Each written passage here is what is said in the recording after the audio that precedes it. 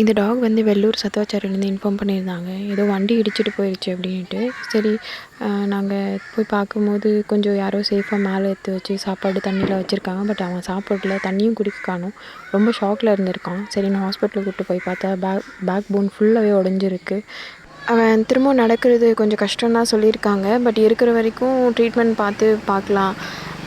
அப்படி நடக்கலைனாலும் அவன் கடைசி வரைக்கும் நம்ம ஷெல்டர்லேயே இருப்பான். ஸோ இது மாதிரி இருக்கிற கேஸ் வந்து ரீசெண்டாக நாங்கள் நிறைய கொண்டு வந்தோம். ஆக்சிடெண்ட் கேஸில் சுத்தமாக நடக்காமல் இருக்கிற டாகை 3 கொண்டு வந்தோம். அவள் எப்போவுமே பெர்மனெண்ட்டாக ஷெல்டரில் தான் இருப்பாங்க.